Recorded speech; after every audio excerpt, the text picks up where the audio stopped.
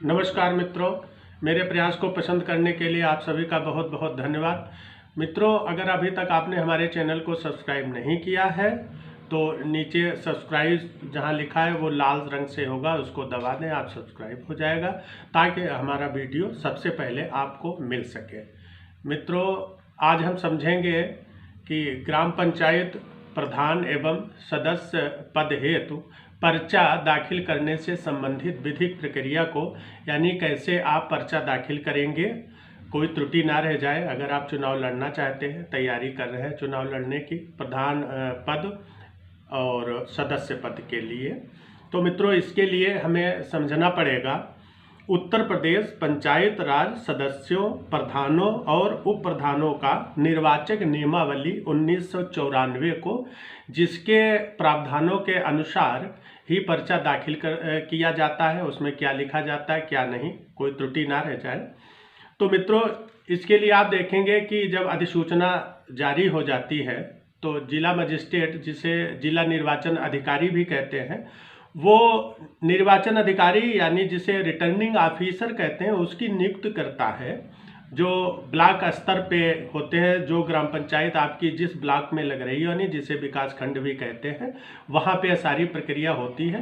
पर्चे returning officer के समक्ष दाखिल किए जाते हैं। उनकी प्रक्रिया क्या है और समझते हैं।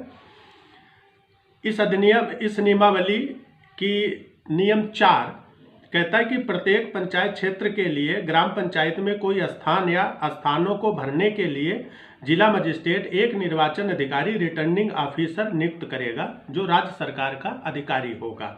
यानी यही ब्लॉक स्तर पर अधिकारी होगा जिसके समक्ष पर्चे दाखिल किए जाएंगे।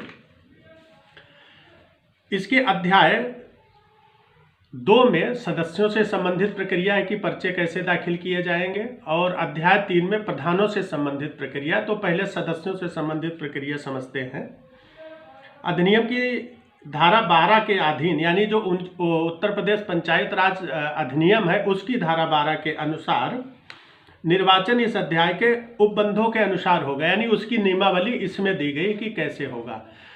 सदस्य पद हेतु योग्यता क्या है, प्रधानों के पद हेतु योग्यता क्या है, इसके लिए हमने एक वीडियो डाला है जिसमें योग्यता बताई गई। पहले आप उसको देख लें ताकि लगे कि हाँ हम लड़ने के लिए योग्य हैं, तब इस प्रक्रिया को आप समझें। निर्वाचनों की सूचना और दिनांक का निर्धारण, ये नियम 14 कहता है कि जब कभी सामान्य चुनाव किया जाना हो, जिला मजिस्ट्रेट राज्य निर्वाचन आयोग के निर्देशों के अनुसार किसी ग्राम पंचायत के सभी निर्वाचन क्षेत्रों के लिए ऐसे दिनांक से पहले जो राज्य चुनाव आयोग द्वारा निर्धारित किया जाए, ग्राम पंचायत के सदस्यों को चुनने की अपेक्षा कर सकता है। नाम निर्देशन पत्र, यानी जिसे पर्चा भी कहते हैं, प्रस्तुत करने का दिनांक, स्थान और समय नियत किया जाएगा। नाम निर्देशन पत्रों की जांच करने का दिनांक, स्थान और समय, उम्मीदवारों से नाम वापस लेने का दिनांक, स्थान और समय, दिनांक जब और समय जिसके बीच मतदान यदि आवश्यक हो वो भी निश्चित करेगा जिला निर्वाचन अधिकारी। ये सारी सूचना जो अखबार होगा उसमें प्रकाशित की जाएगी। इसको आप देख लें कि क्या क्या तारीखें हैं उसमें, कब पर्चा दाखिल होगा, कब वापसी होगी और कब जो है मतदान किया जाएगा। नियम 15 के अनुसार नाम निर्देशन पत्रों का प्रस्तुत किया जाना, यानी पर्चा कैसे दाखिल होगा। कोई व्यक्ति जो किसी निर्वाचन के लिए नाम निर्देशित होना चाहता हो, यानी पर्चा दाखिल करना चाहता हो, स्वयं या अपने निर्वाचन अभिकर्ता यानी एजेंट भी दाखिल कर सकता है, द्वारा निर्वाचन अधिकारी को यानी रिटर्निंग ऑफिसर को ऐसे दिनांक, स्थान और समय जो नियम 14 के उपनियम 2 के अधीन नियत किए गए हों, एक नाम निर्देशन पत्र जो राज्य निर्वाचन आयोग द्वारा निर्धारित प्रपत्र में होगा, यानी वो एक छपा हुआ फॉर्म होगा जो राज्य निर्वाचन आयोग बनाता है, उसको भर के प्रस्तुत करेगा। जब कोई उम्मीदवार ऐसे स्थान पर अपना चुनाव कराना चाहता हो जो अनुसूचित जनजातियों, हाँ यहाँ पर इम्पॉर्टेंट है कि आप पहले देखेंगे कि आपकी ग्राम पंचायत के प्रधान का पद आरक्षित की श्रेणी का है या सामान्य है, अनुसूचित जाति है, अनुसूचित जनजाति है, पिछड़ी जाति का है, महिला का है, या किस श्रेणी में वो आता, वही उम्मीदवार भी वहाँ पर बन सकता है।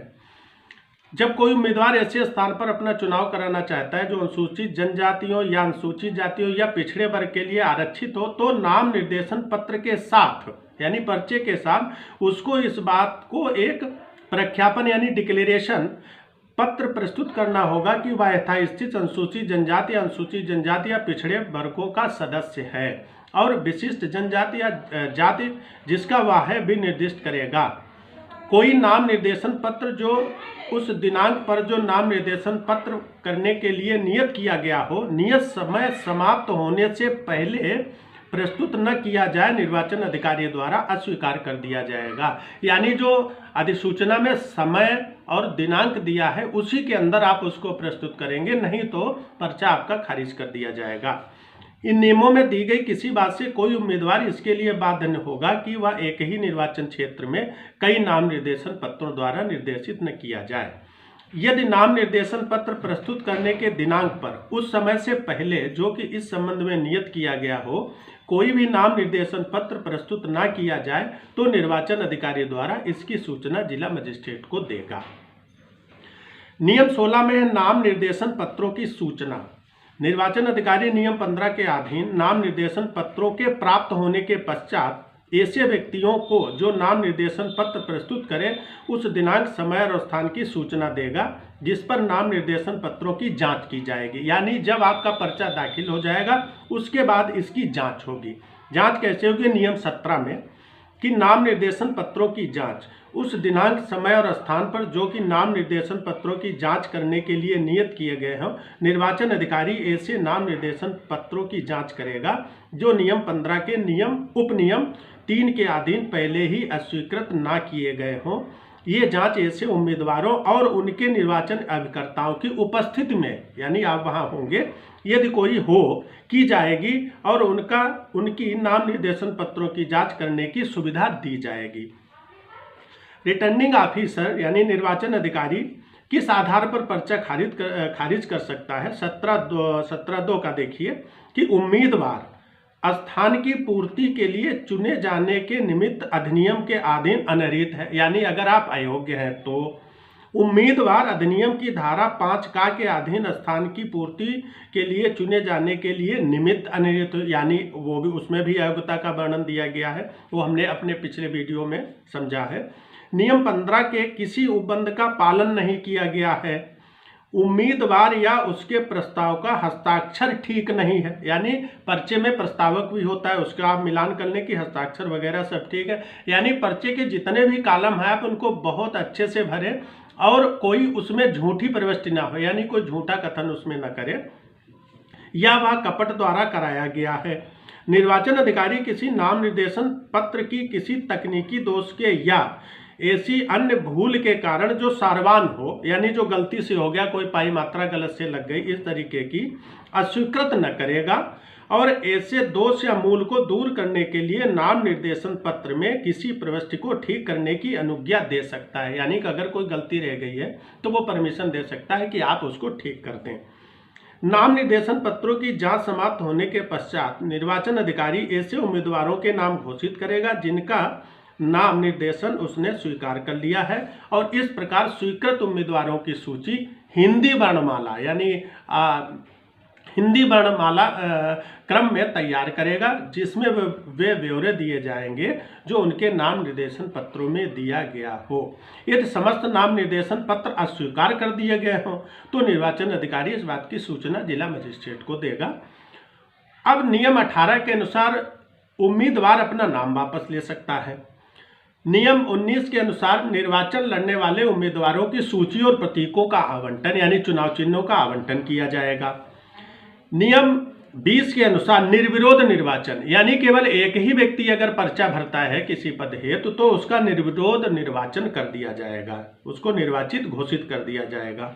नियम 21 के अनुसार विरोध निर्वाचन यानी जहां पर एक से अधिक उम्मीदवार हैं वहां की प्रक्रिया है कि जहां नियम 19 के अधीन निर्वाचन लड़ने वाले उम्मीदवारों की सूची तैयार करने पर निर्वाचन अधिकारी यह पाए कि किसी निर्वाचन क्षेत्र के लिए निर्वाचन लड़ने वाले उम्मीदवारों की संख्या एक से अधिक है तो वह ऐसी रीत से जो जिला मजिस्ट्रेट द्वारा विनिर्दिष्ट की जाए सूची की तुरंत प्रकाशित करेगा और ये घोषणा भी करेगा कि मतदान इस निमित्त दिनांक की और स्थान और समय के दौरान होगा। अब इम्पॉर्टेंट है कि अगर निर्वाचन लड़ने वाले उम्मीदवार की मतदान से पूर्व अगर मृत्यु हो जाती है, यानी कोई उम्मीदवार है, अगर मान लिया 4 है, 2 है, 3 है, अगर कोई उम्मीदवार है उसकी अगर किसी की मृत्यु हो जाती है मतदान से पूर्व, तो फिर निर्वाचन रद्द कर दिया जाएगा और फिर से वही प्रक्रिया अपनाई जाएगी। फिर इसके बाद मित्रों मतदान होता है, उसकी प्रक्रिया अलग से है। तो मित्रों इस प्रकार आज हमने समझा कि पर्चा दाखिल करने की विधिक प्रक्रिया क्या है और विधिक प्रावधान क्या है। कोई त्रुटि ना हो आपसे, आप पर्चे को बहुत अच्छे से भरें, देख लें कि आप योग्य हैं अयोग्य हैं। तो मित्रों आज के लिए इतना ही। अगर हमारा वीडियो अच्छा लगा है तो लाइक ज़रूर करें। मित्रों वीडियो देखने के लिए जो कीमती समय आपने दिया उसके लिए आपका बहुत बहुत धन्यवाद।